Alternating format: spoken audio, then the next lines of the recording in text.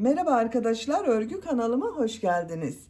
Minik kız çocuklarımız için hem çok kolay hem de güzel cimcime modelli tığ işi bir yelek yaptım. Bugün bu yelek anlatımını sizlerle paylaşmak istiyorum. Cimcime modeli ben daha önce anlattım arkadaşlar. Bugün cep modelli yelek çalışması olarak yapıyorum. Yelek örgüsüne yakadan zincir yaparak başlıyoruz. Ben bugün bu yelek anlatımını 6 aylık bebek ölçüsüne göre yapıyorum. Ama siz bu yeleği yeni doğan bebek için yapabilirsiniz. 1, 2, 3, 5 her yaş çocuklarınız için yapabilirsiniz. Yetişkinler için de uygun bir model. 0-1 yaş için benimle yaka çalışmasını aynı sayıda başlayabilirsiniz. 1 yaşından büyük çocuklar için 8, 10, 12 zincir fazla başlamanız gerekir. Bu yaka arttırma sırasını 2 sıra eksik yaparsanız yeni doğan bebek için olur. 1 sıra eksik yaparsanız 3 aylık bebek için olur. 1 yaş çocuk için yapmak istiyorsanız da bu yaka arttırma sırasını 1 sıra fazla yapmanız gerekiyor. 10 sıra yaka arttırması yaparsanız 1-2 yaş arası çocuk için olur. Yakadan 3 düğme yaptım, bakın. Bu şekilde tercihinize göre siz bunu 4-5 düğmeli yapabilirsiniz. Açık olarak görelim. Bakın arkadaşlar, bu şekilde çok güzel görünüyor. Cep örgüsünü bu renkleri kullandım. Siz tercihinize göre istediğiniz renkler ile bu cep örgüsünü yapabilirsiniz. Yelek örgüsünde iplik olarak ben bugün bu ipliği kullandım. 100 gram iplik üzerinde 330 metre var. Bir yumak iplik kullandım.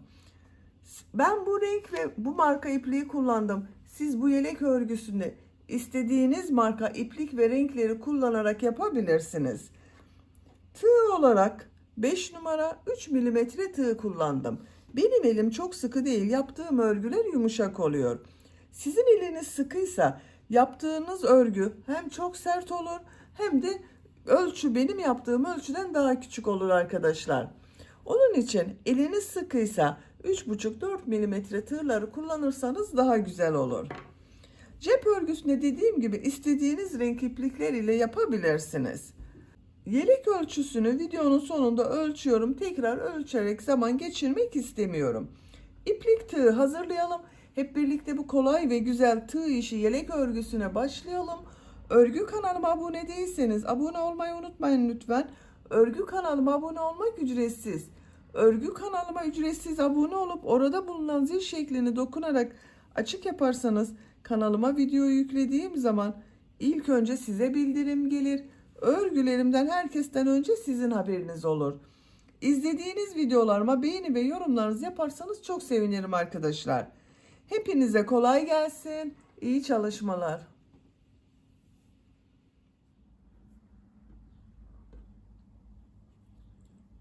Örgüye yakadan zincir yaparak başlıyorum. İlk ilmeği ben bu şekilde yapıyorum. Zincirleri yapmaya başlıyorum. Çok sıkı zincirler yapmıyorum.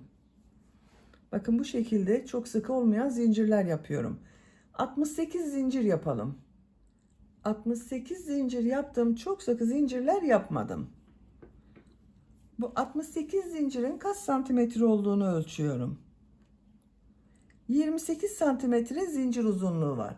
Benim elimin sıklığına göre 28 santimetre için 68 zincir yaptım arkadaşlar. Sizin eliniz sıkıysa daha fazla zincir yapmanız gerekebilir. 3 zincirde dönüş için yapıyorum. 1, 2, 3. Tığ üzerine iplik alıyorum. 3 ilmek atlıyorum. 1, 2, 3. Dördüncü ilmeğe trabzan yapıyorum. 10 trabzan yapıyorum. Bu 3 ilmek atlayarak yaptığımda bir trabzan. Bakın bu 1, 2. 3, 4, 5, 6, 7,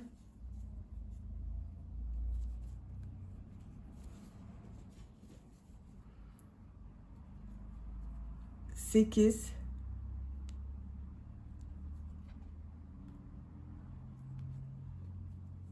9, 10. 2, 4, 6, 8, 10 trabzan yaptım. Arttırma yeri için 2 zincir yapıyorum. Bu ilmeğe kol bölümü için trabzan yapıyorum. 14 trabzan yapıyorum arkadaşlar.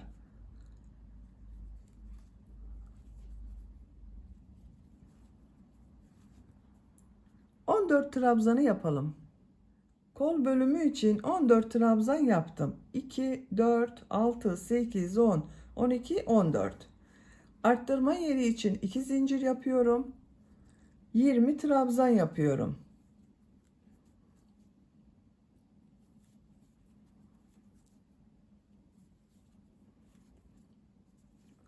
Siz buraya kaç trabzan yaptıysanız buraya yaptığımız trabzanın 2 katı olacak.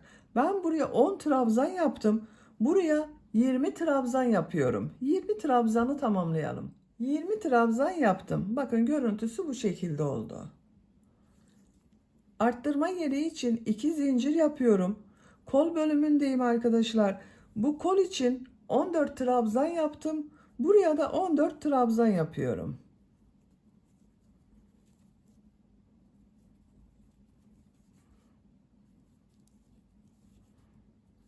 14 trabzanı tamamlayalım. Diğer kol bölümü için 14 trabzan yaptım. Arttırma yeri için 2 zincir yapıyorum. 10 trabzan yapıyorum.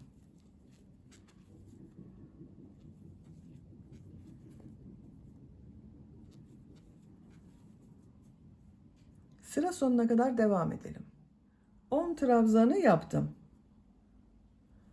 Bu sırada yaka ayrımlarını yaptık. Sıra başında ve sıra sonunda 10 trabzan yaptım. Kol bölümleri için 14 trabzan yaptım. Buraya da bunların ikisi toplamı olan 20 trabzan yaptım. İkinci sıradayım. Bir zincir yapıyorum. Örgüyü çeviriyorum. İlk ilmek üzerine trabzan yapıyorum. Diğer ilmeklere trabzan yaparak devam ediyorum. 10 trabzan yapıyoruz. Bu arttırma zincirine kadar devam edelim. Arttırma zincirine kadar 10 trabzan yaptım. Bu arttırma zinciri üzerine 2 trabzan, 2 zincir, 2 trabzan yapıyorum.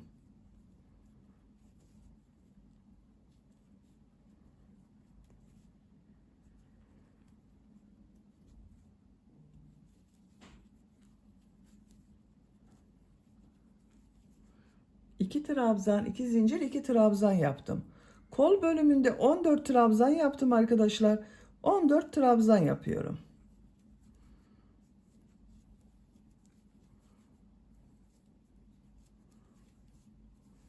Arttırma zincirine kadar devam edelim. Bu arttırma zincirine kadar trabzanlar yaptım. Bu 2 zincir üzerine 2 trabzan, 2 zincir, 2 trabzan yapıyorum.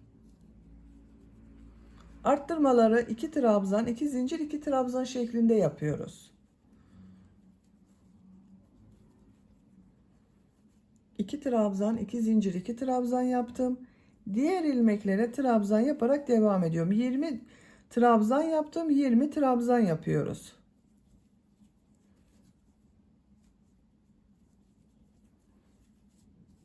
Buraya kadar devam edelim. Arttırma zincirine kadar trabzanlar yaptım. Buraya 2 trabzan, 2 zincir, 2 trabzan yapıyorum.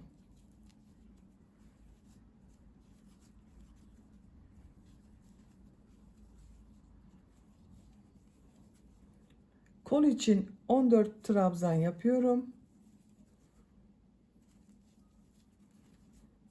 Buraya kadar devam edelim. Buraya kadar trabzan yaptım. Arttırma yerine 2 trabzan, 2 zincir, 2 trabzan yapıyorum.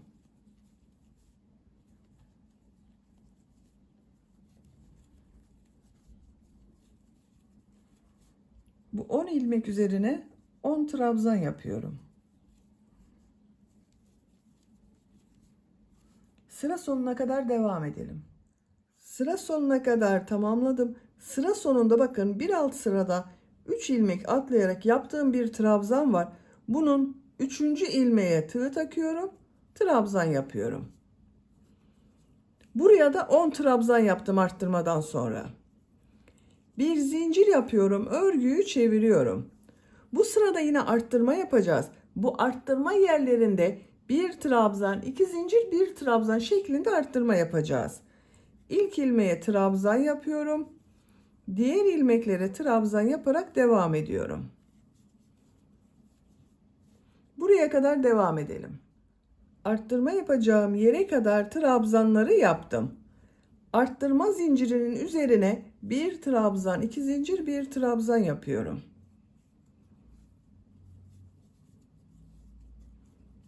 Diğer ilmeklere trabzan yaparak devam ediyorum.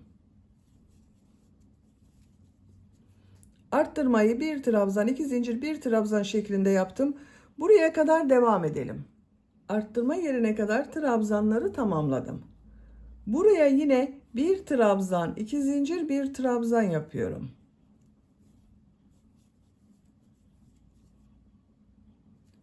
Diğer ilmeklere birer defa trabzan yapıyorum. Buraya kadar devam edelim. Bu arttırma yerinde ve bu arttırma yerinde yine bir trabzan, iki zincir, bir trabzan yapalım. Diğer ilmeklere birer defa trabzan yapalım. Sıra sonuna kadar tamamlayalım. Sıra sonuna kadar tamamladım.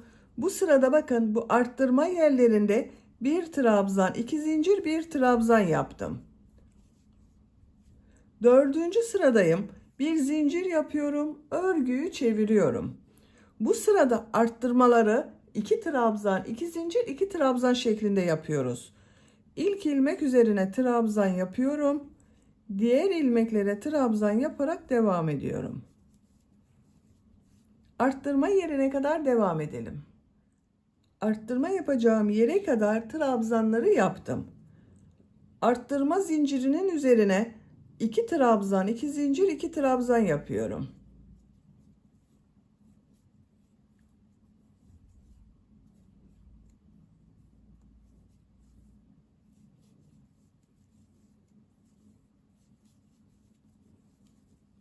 İki trabzan, iki zincir, iki trabzan yaptım.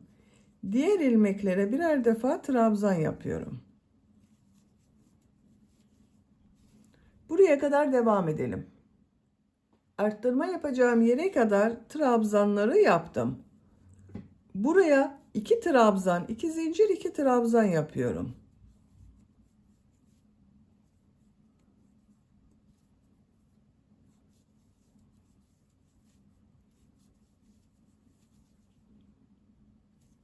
Diğer ilmeklere birer defa trabzan yapıyorum. Bakın bu sırada arttırmaları 2 trabzan, 2 zincir, 2 trabzan şeklinde yapıyoruz. Bu arttırma yerinde ve bu arttırma yerinde de 2 trabzan, 2 zincir, 2 trabzan yapalım.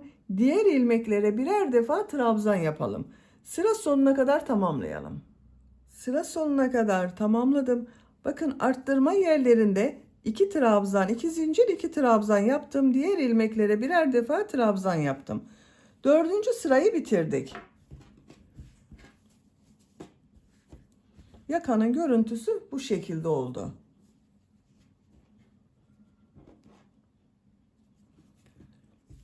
Beşinci sıradayım. Bir zincir yapıyorum, örgüyü çeviriyorum. İlk ilmeğe trabzan yapıyorum. Diğer ilmeklere trabzan yaparak devam ediyorum. Arttırma yerine kadar devam edelim. Arttırma yapacağım yere kadar trabzan yaptım. Arttırma yerine bu sırada bir trabzan, iki zincir, bir trabzan yapıyorum.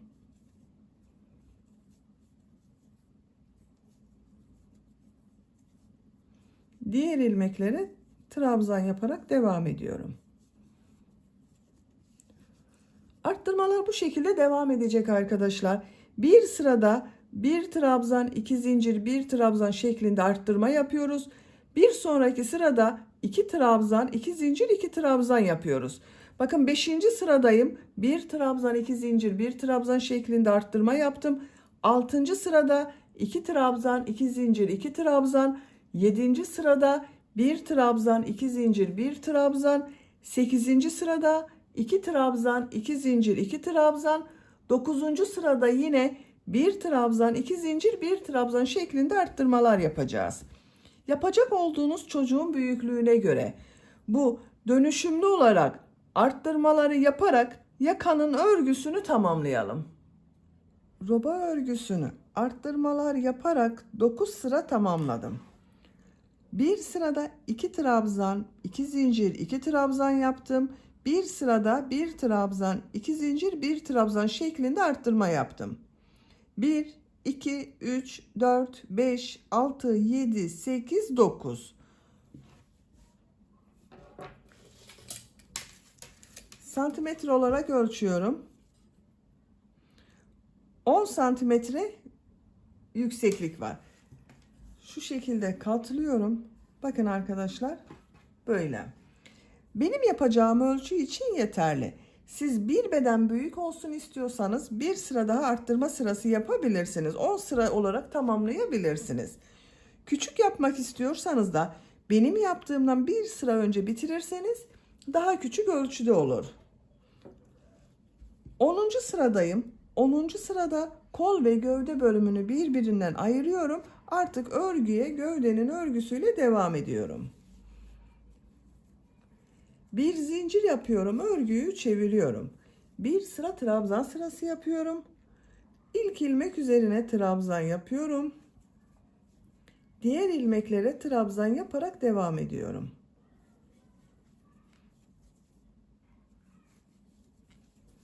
Buraya kadar devam edelim. Arttırma yapacağım yere kadar trabzanlar yaptım. Bu 2 zincir üzerine 2 trabzan yapıyorum. Kol altı için bir zincir yapıyorum. Tığ üzerine iplik alıyorum. Kolda bulunan bütün ilmekleri atlıyorum. Arttırma yerine 2 trabzan yapıyorum. Diğer ilmeklere trabzan yaparak devam ediyorum. Bakın, kol bölümünü ayırdım. Ön ve arka bölümü birleştirdim. Buraya kadar devam edelim. Arttırma zincirine kadar trabzanları yaptım. Buraya 2 trabzan yapıyorum. Kol altı için bir zincir yapıyorum. Tığ üzerine iplik alıyorum. Kolda bulunan bütün ilmekleri atlıyorum. Arttırma zincirinin üzerine 2 trabzan yapıyorum. Bakın, diğer kolu da burada ayırdık. Diğer ilmeklere birer defa trabzan yapıyorum. Sıra sonuna kadar devam edelim. Sıra sonuna kadar tamamladım. Bu sırada bakın, kol ve gövde bölümünü birbirinden ayırdım. Ön ve arka bölümü birleştirdim.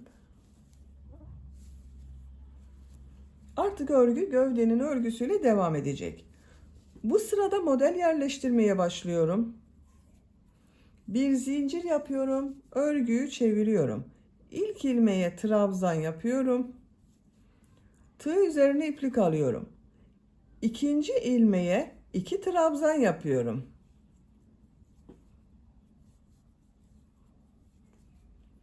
Tığ üzerine iplik alıyorum. Bir ilmek atlıyorum. İkinci ilmeğe 2 trabzan yapıyorum.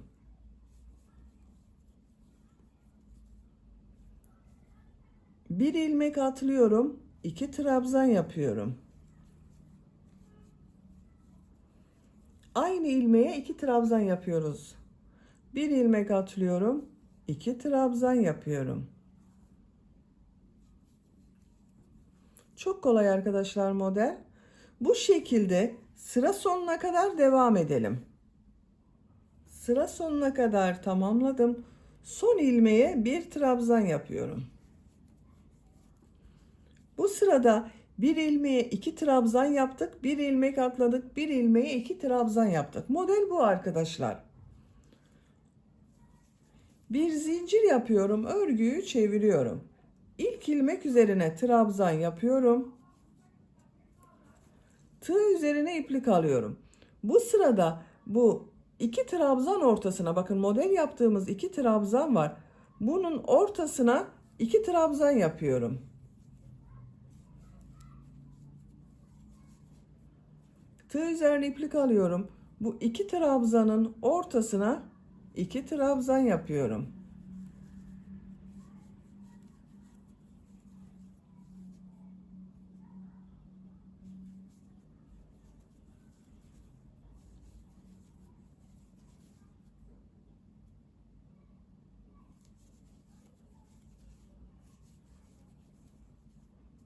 Sıra sonuna kadar devam edelim. Sıra sonuna kadar tamamladım. Son ilmeğe bir trabzan yaptım. Bir zincir yapıyorum. Örgüyü çeviriyorum. İlk ilmek üzerine trabzan yapıyorum. Sıra başında ve sıra sonunda bir trabzan yapıyoruz bakın. Yine bu iki trabzanın ortasına iki trabzan yapıyorum.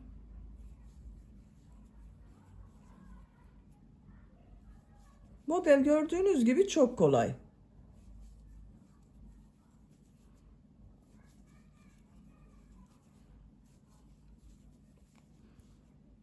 Bu şekilde devam edeceğiz arkadaşlar. Sıra sonuna kadar devam edelim. Bir zincir yapıp geriye dönelim. Modelleri tekrarlayarak örgüye devam edeceğiz.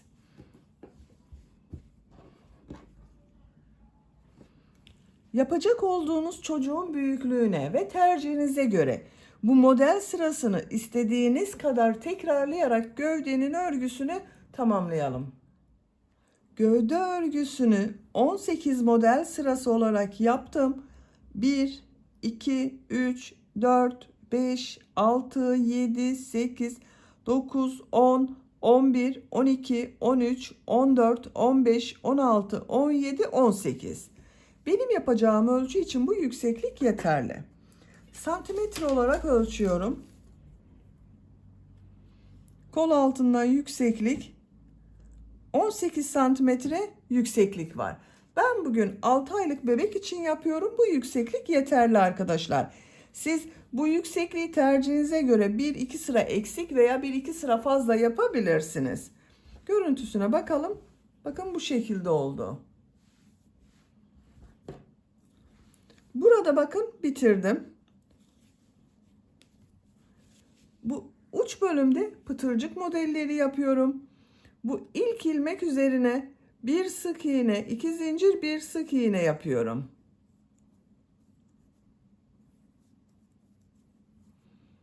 Bir ilmek atlıyorum. İkinci ilmeğe bir sık iğne, iki zincir, bir sık iğne yapıyorum.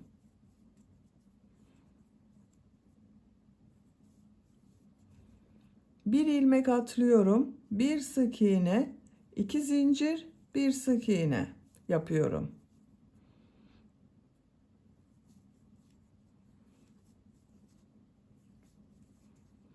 Bakın bu şekilde pıtırcık modelleri yapıyoruz. Sıra sonuna kadar devam edelim. Sıra sonuna kadar tamamladım. Bakın görüntüsü böyle oldu. Ön patlardayım. Ön patlarda da bu pıtırcık modellerine devam ediyorum. Bir ilmek atlıyorum. İkinci ilmeğe bir sık iğne, iki zincir, bir sık iğne yapıyorum. Bakın trabzan boşluğunu atlıyorum. Bu ilmeğe bir sık iğne, iki zincir, bir sık iğne yapıyorum. Pıtırcık modellerini buraya kadar devam edelim arkadaşlar. Bu yaka bölümünün buraya düğme ilikleri yapacağız. Bu kol ayrımı yaptığım sıraya kadar modelleri yaparak devam edelim. Kol kesimi yaptığım yere kadar pıtırcık modellerini yaptım. Bu yakanın buraya 3 tane düğme iliği yapmak istiyorum. Bakın birisini hemen buraya yapıyorum. İkincisini yaka başlangıcına yapıyorum. Üçüncüsünde ikisinin ortasına. Bakın şu şekilde katladım. Buraya yapıyorum.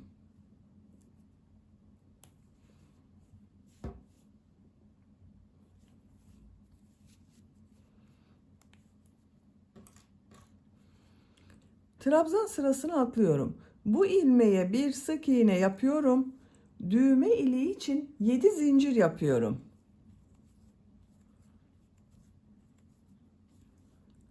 Aynı ilmeğe sık iğne yapıyorum.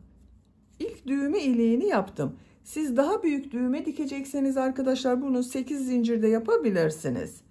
Bir ilmek atlıyorum. Bir sık iğne, 2 zincir, bir sık iğne yapıyorum. Bu işaret yaptığım yere kadar devam ediyorum.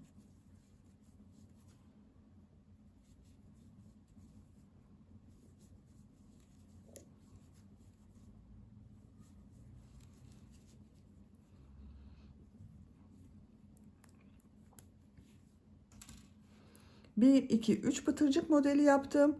Buraya bir sık iğne yapıyorum. Düğme iliği için 7 zincir yapıyorum.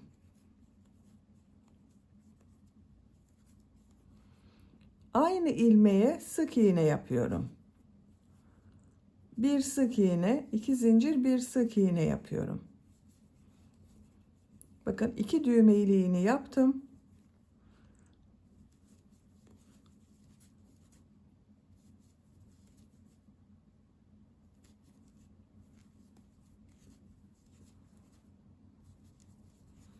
Bu iki düğme iliği arasında kaç pıtırcık yaptıysak burada da aynısını yapacağız arkadaşlar.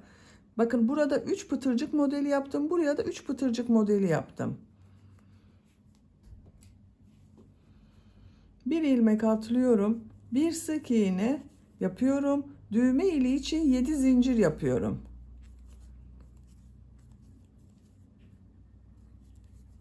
Sık iğne yapıyorum. Yaka başlangıcına sık iğne yapıyorum.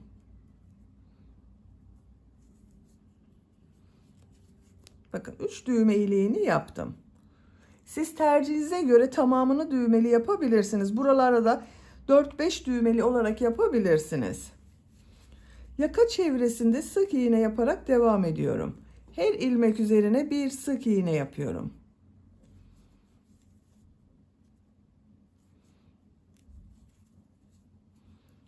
Buraya kadar devam edelim.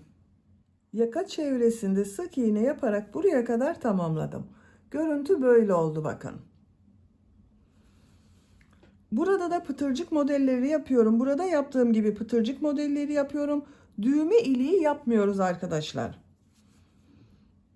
Bu ilmeğe bir sık iğne, 2 zincir, bir sık iğne yapıyorum. Bir ilmek atlıyorum. Bir sık iğne, 2 zincir, bir sık iğne yapıyorum. Bakın bu trabzan sırasına atlıyorum. Bir sık iğne, 2 zincir, bir sık iğne yapıyorum. Sıra sonuna kadar devam edelim. Sıra sonuna kadar modelleri yaptım. Bu ilmek ile ilmek kaydırma yaparak sırayı bitiriyorum.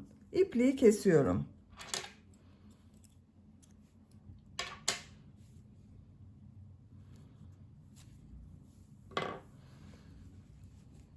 Bakın arkadaşlar bu şekilde oldu.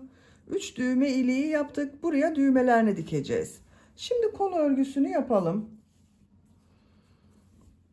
Kol altından iplik bağlıyorum. Burada yaptığım bir zincir var. Ona iplik bağlıyorum.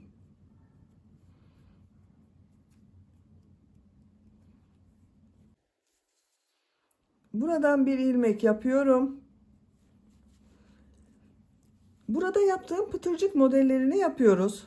Bir sık iğne, 2 zincir, bir sık iğne şeklinde. 2 zincir yapıyorum. Aynı ilmeğe sık iğne yapıyorum. Bakın bu trabzan boşluğuna bir sık iğne, 2 zincir, bir sık iğne yapıyorum. Bir ilmek atlıyorum. Bir sık iğne, 2 zincir, bir sık iğne yapıyorum. Bir ilmek atlıyorum. Bir sık iğne, 2 zincir, bir sık iğne yapıyorum. Pıtırcık modelleri yapıyoruz. Sıra sonuna kadar devam edelim. Modelleri sıra sonuna kadar yaptım. Bu ilmek ile ilmek kaydırma yaparak bitiriyorum. İpliği kesiyorum. Bakın kol örgüsü bu şekilde oldu. Çok güzel oldu. Diğer kol örgüsünü de ben hazırladım. Bakın böyle oldu arkadaşlar. Siz de aynı şekilde yapabilirsiniz. Aynısını yaptım. Düğmelerini de diktim. Buraya 3 tane ince düğme diktim. Bakın çok güzel oldu. Yeleğin gövde örgüsünü bitirdim. Şimdi buraya Motiflerden oluşan bir cep yapmak istiyorum. Bir buraya, bir buraya. Cep modeli yapmak istiyorum. O cep örgüsünde yapalım, bitirelim. Motif örgüsüne krem renkli iplik ile başlıyorum. İlk önce sihirli halka yapıyorum. Sihirli halkayı bilmeyen arkadaşlar için gösteriyorum. Bakın ipliği şu şekilde tutuyorum. Parmağımın üzerine bir defa doladım. Parmağımın üzerinde bir halka oluştu. Buna tığ takıyorum. İplik aldım, içinden çektim. Parmağımdan çıkarıyorum. Bir zincir yapıyorum, sağlamlaştırdım. Bakın sihirli halkayı yaptım. 3 zincir yapıyorum. Tığ üzerine iplik alıyorum. 2 trabzan yapıyorum. Bu sıra başında yaptığım 3 zincirde bir trabzan, bununla 3 trabzan olacak. 3 trabzan yaptım. 2 zincir yapıyorum. 3 trabzan yapıyorum.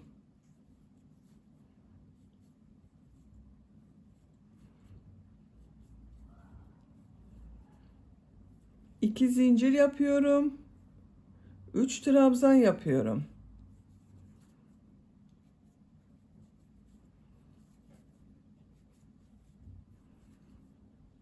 İki zincir yapıyorum. 3 trabzan yapıyorum.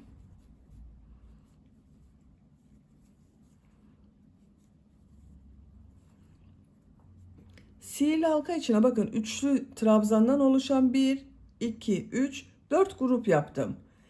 2 zincir yapıyorum. İplik ucunu çekiyorum. Bakın şu şekilde çektim. Boşluk kalmadı. Burada yaptığım 3 zincirin bu 3. zincire tığ takıyorum. İplik ucunu üst bölüme alıyorum. İlmek kaydırma yaparak burayı birleştiriyorum. 1, 2, 3, 4 tane bakın üçlü trabzan oldu. Bu renk ipliği kesiyorum.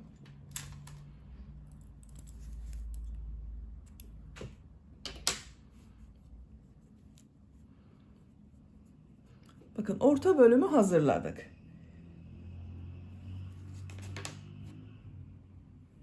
Bu renk iplik ile devam ediyorum. Siz tercihinize göre istediğiniz renk iplikleri kullanabilirsiniz. Bu iki zincirin herhangi birinden başlayabilirsiniz. Bu iki zincirli boşluğa bir ilmek yapıyorum. Bakın bu renk iplik ile 3 zincir yapıyorum. Bu 3 zincir bir trabzan oluyor. Tığ üzerine iplik alıyorum. Buraya 2 trabzan yapıyorum.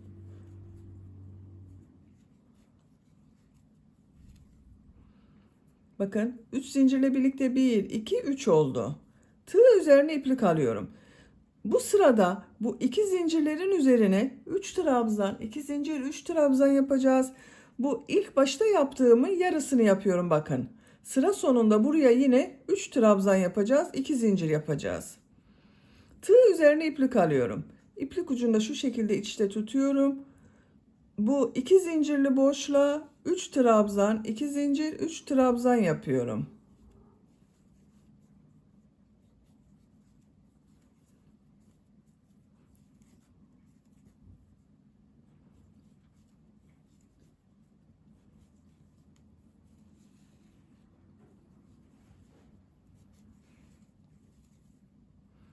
Tığ üzerine iplik alıyorum. Bu iki zincirli boşluğa 3 trabzan, 2 zincir, 3 trabzan yapıyorum.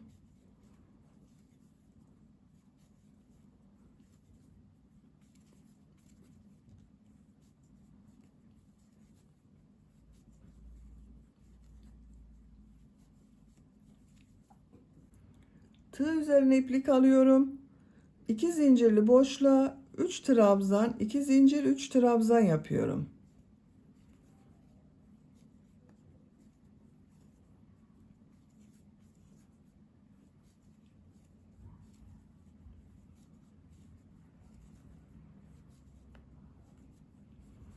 Üç trabzan, 2 zincir, 3 trabzan yaptım. Tığ üzerine iplik alıyorum. Sıra başında bakın 2 zincir üzerine 3 trabzan yaptım. Aynı boşluğa 3 trabzan yapıyorum.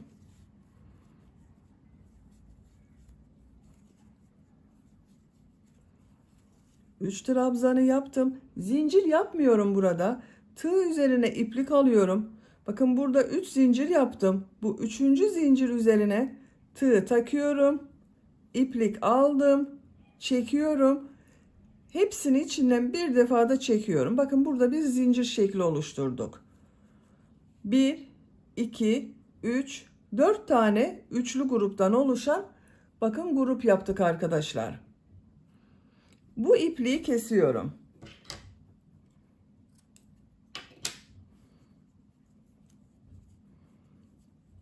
İkinci renk sırasını yaptım. Şimdi üçüncü renk sırasındayım. Bu renk bir iplik kullanıyorum.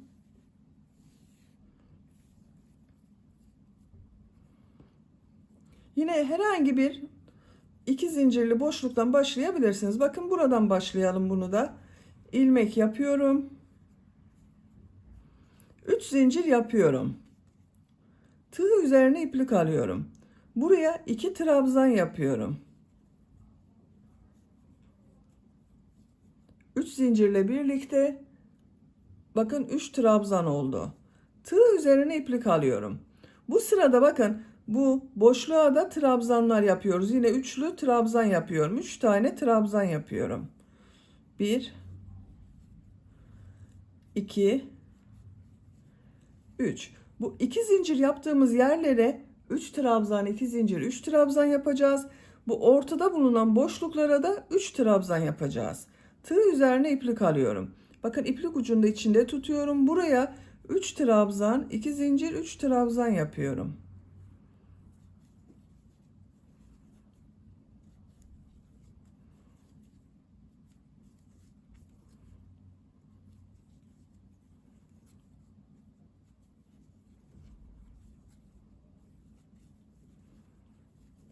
Üç trabzan, 2 zincir, 3 trabzan yaptım.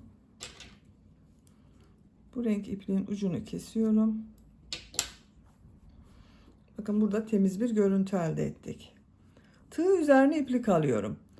Bu bakın 3 trabzanların ortasına 3 trabzan yapıyorum.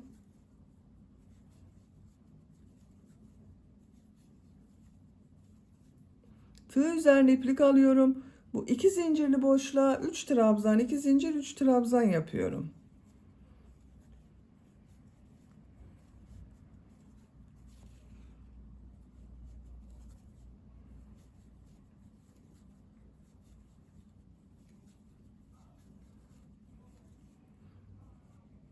Buraya 3 trabzan yapıyorum.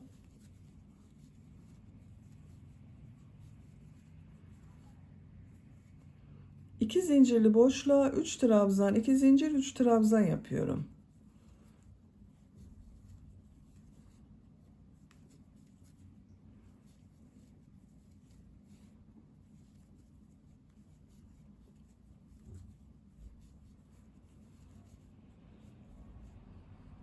Üç trabzan yapıyorum.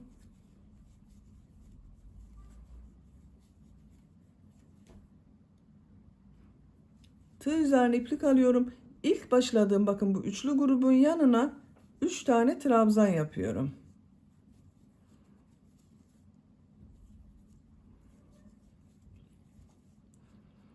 Tığ üzerine iplik alıyorum. Bu üçüncü zincire tığ takıyorum. Üçünü birlikte çıkarıyorum bakın ilmeklere. Şu şekilde yaptım. Burada zincirli grubu yaptık. İpliği kesiyorum.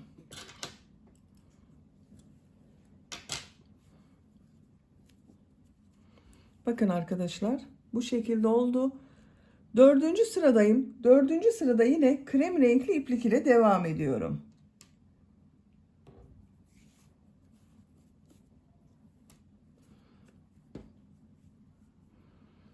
Bu iki zincirli boşluktan ipli ilmek yapıyorum. 3 zincir yapıyorum.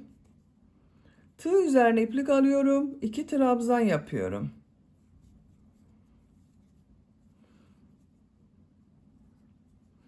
Buraya 3 trabzan yapıyorum. Bakın bu sırada bu köşelerden başka buralara bakın 2 yere 3'er trabzan yapacağız.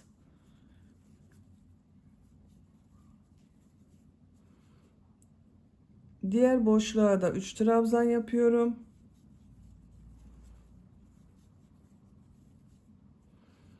Bu 2 zincirli boşluğa 3 trabzan, 2 zincir, 3 trabzan yapıyorum.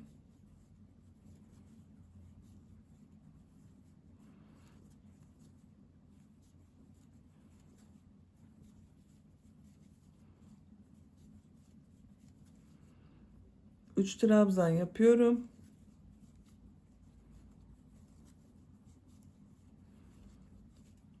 Bakın arkadaşlar, bu şekilde oluyor. Köşelere 3 trabzan, 2 zincir, 3 trabzan yapıyoruz. Diğer bakın bu yaptığımız boşluklara da 3'er trabzan yapıyoruz.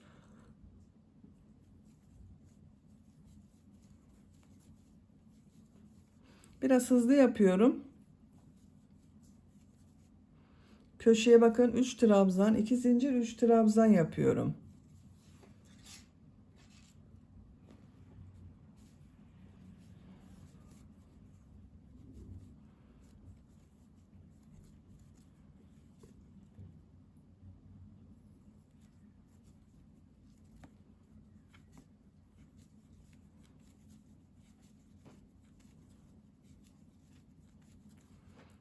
Üç trabzan yapıyorum.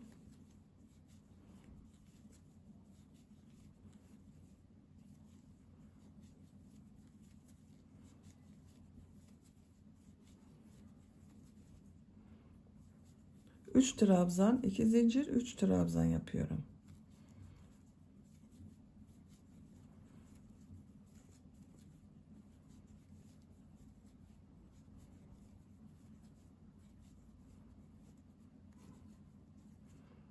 Üç trabzan yapıyorum.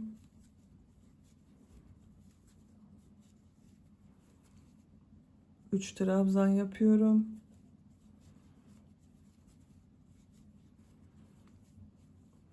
Bakın son gruba, buraya da başladığım gruba da 3 trabzan yapıyorum.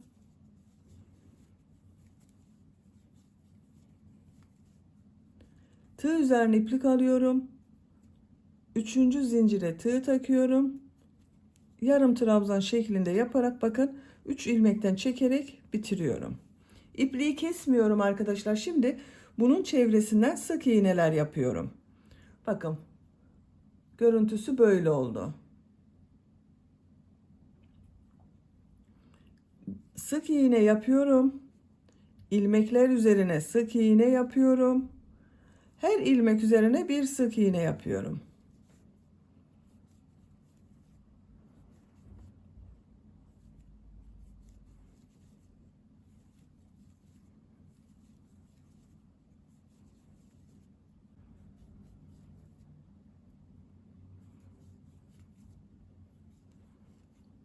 İlmekler üzerine birer defa sık iğne yaptım. 2 zincirli boşluğa 3 sık iğne yapıyorum. 1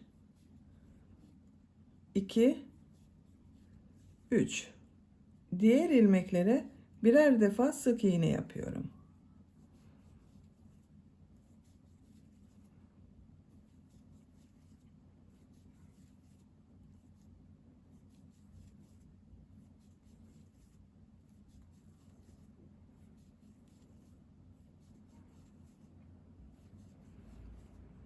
Bu 2 zincir üzerine 3 sık iğne yapıyorum. Diğer ilmeklere birer defa sık iğne yapıyorum. Bakın görüntüsü bu şekilde arkadaşlar. Buraya kadar birer defa sık iğne yapalım. 2 zincir üzerine 3 sık iğne yapalım. Buraya kadar devam edelim. Buraya kadar sık iğneleri yaptım. Bakın 2 zincirler üzerine 3'er sık iğne yaptım. Başlangıçta bakın buraya bir sık iğne yaptım. 2 sık iğne daha yapıyorum. 3 sık iğne oluyor. İlk yaptığım bu ilmek ile ilmek kaydırma yaparak sırayı birleştiriyorum. Bakın bu şekilde oldu. İpliği kesiyorum.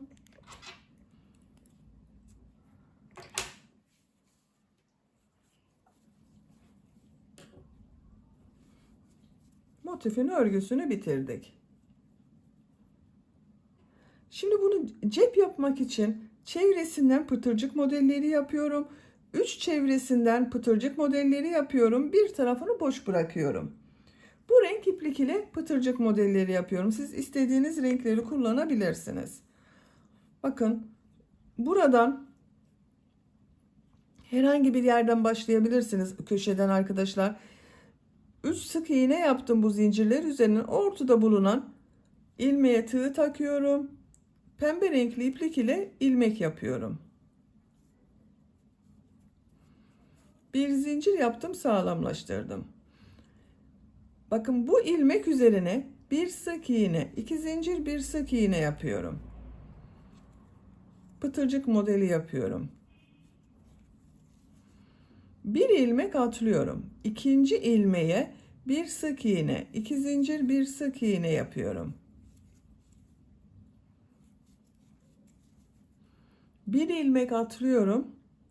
Bir sık iğne, 2 zincir, bir sık iğne yapıyorum.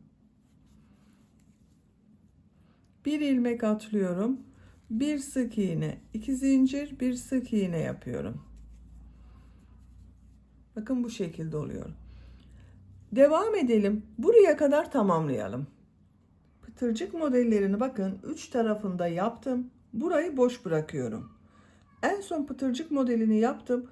Diğer ilmeğe sık iğne yapıyorum, bitiriyorum. İpliği kesiyorum.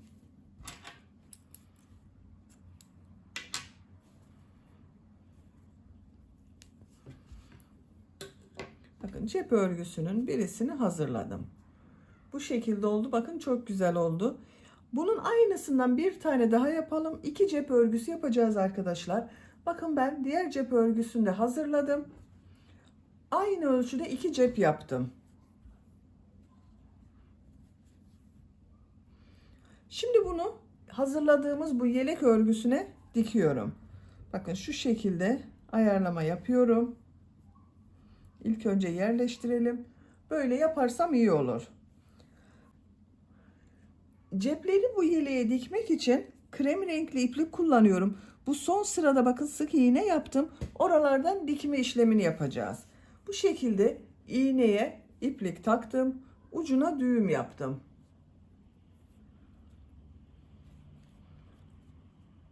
Uç noktanın birisinden şu şekilde yapıyorum.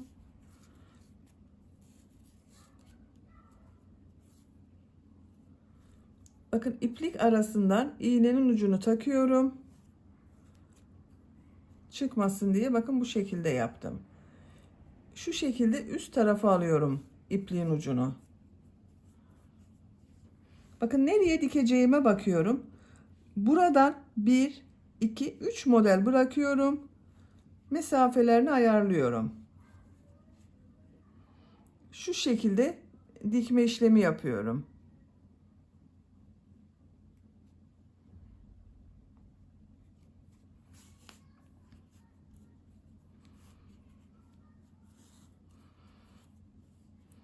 Krem renkli iplik kullandığım için bakın görünmüyor.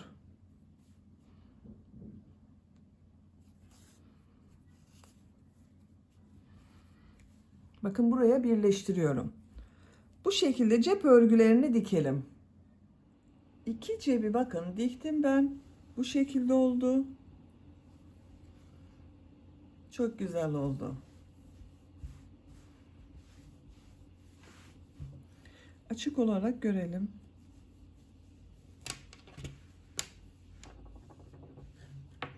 Cepli güzel tığ işi bir yelek yaptık. Bitmiş olarak size ölçülerini söylüyorum. Kol altının buradan gövde genişliğini ölçüyorum. 25 santimetre. Yüksekliğini ölçüyorum. Gövde yüksekliğini ölçüyorum. 31 santimetre. Kol altından gövde yüksekliğini ölçüyorum.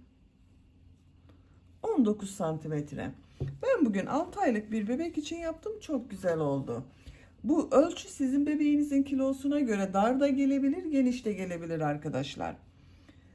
Beni dinlediğiniz ve izlediğiniz için hepinize çok teşekkür ederim. Örgü kanalıma abone değilseniz abone olmayı unutmayın lütfen.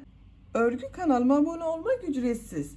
Örgü kanalıma ücretsiz abone olup orada bulunan zil şeklini dokunarak açık yaparsanız Kanalıma video yüklediğim zaman ilk önce size bildirim gelir. Örgülerimden herkesten önce sizin haberiniz olur. İzlediğiniz videolarıma beğeni ve yorumlarınızı yaparsanız çok sevinirim arkadaşlar. Sizlerle yeni örgülerde görüşmek dileğiyle. Hoşça kalın, sevgiyle kalın.